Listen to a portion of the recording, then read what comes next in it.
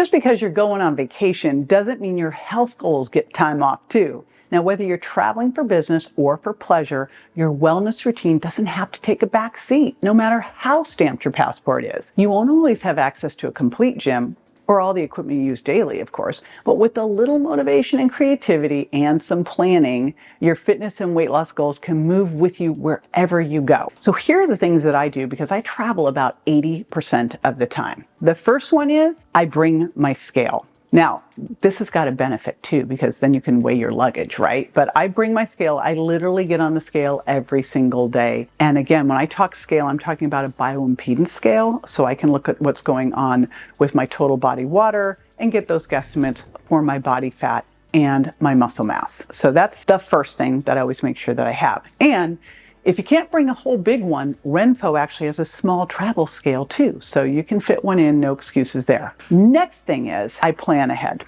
So I always try to book hotels with gyms, and I actually will find out what they have in their gym because I've gone to enough of these places over the years that I've been duped where they go, we have a fitness center.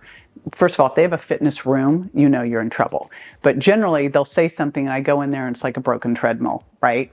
So what you want to make sure of is that you actually know what's in the gym, or if there's a gym close by.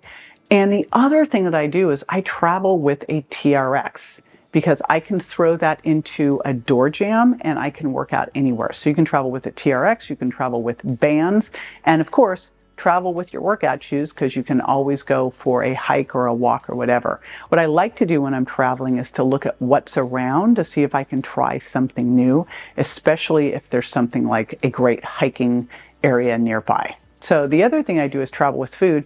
And this is a huge one because otherwise you are going to waste a bunch of money on stuff that's going to hurt your health. So I will travel with my bars, I travel with my shakes, I travel with beef sticks, grass-fed beef sticks, I travel with my essential amino acids and my creatine and my electro-replenish and my enzymes. I also travel with the food scale, and of course I've got my Cronometer app on my phone.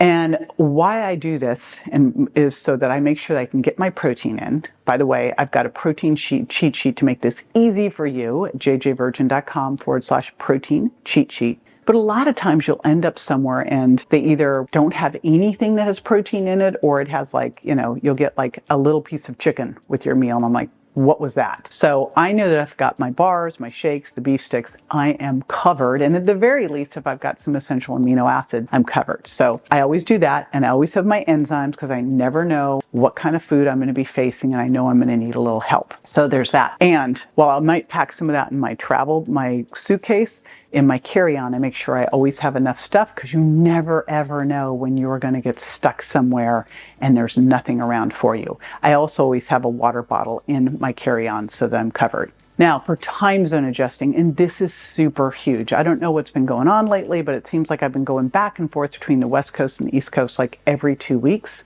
And that can really mess you up. I mean, think about just how much daylight savings times adjustment can mess you up. So what I do for time zone adjusting is I use caffeine, I use my sleep candy, and I use light, and I use blue blocker glasses. Here's what I do. First thing that I do is as soon as I get on the plane, I change my phone to the new time zone and I start living as if I'm going to the new time zone. Now, I will make sure that I've set myself up so that I have ample time to sleep.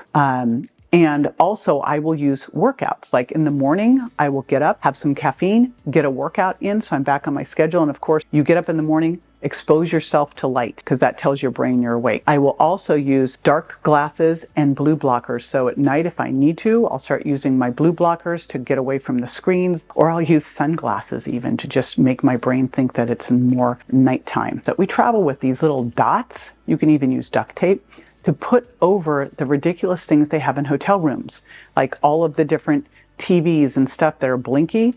Those will mess up your sleep. Speaking of sleep, you can either travel with the little dots if you don't happen to have them. An eye mask works great. And I have a very specific eye mask that I use.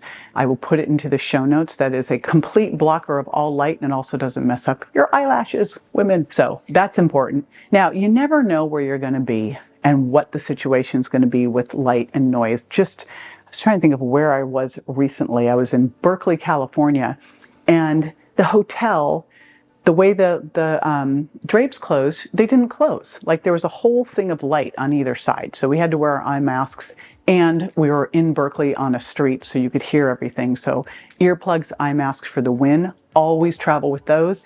And especially on the plane, you're going to definitely need those things. And again, sleep candy and magnesium. I'll use sleep candy to start to help me.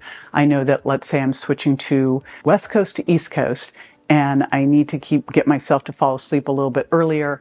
I will use sleep candy. I'll take it 2 hours before I really need to help me start to fall asleep sooner. And magnesium also works well too. Now, this is the one I got from my girlfriend, Emily Fletcher of Ziva Meditation. She goes, I can totally hack jet lag, and I just use meditation to do it. Do that to help you fall asleep at night. There's great sleeping meditations. Emily's got a great one. So meditation can work really well here too. And then one more, and you think about this. This is why I travel with that water bottle in my carry-on, because first of all, you don't want to go drink out of plastic bottles, right? And now every airport's got some kind of a water fountain. So I travel in my carry-on with my water bottle with electrolytes so that I can make sure that I still stay well hydrated as well. A lot of times, if you've been traveling, you've been on a lot of flights, you come out and you just feel like swollen and puffy. That's not being overhydrated, that's being dehydrated. And now you've got, all this extracellular swelling. And so what you want to do here is make sure that you are drinking good clean water, add some electrolytes. That will help a bunch. Now, I know that when you're traveling, could mean that you're eating out more too. Again, that's why I always travel with my enzymes, and I check out menus ahead of time, but also might mean you're drinking more too. And when I say drinking, I mean alcohol. So the big question is, do you have to avoid alcohol to reach your ideal weight? Let's talk about this. Watch this next video where I'm going to dive into the science on how alcohol impacts your body and whether or not there's a place for it on the path to your weight loss goals.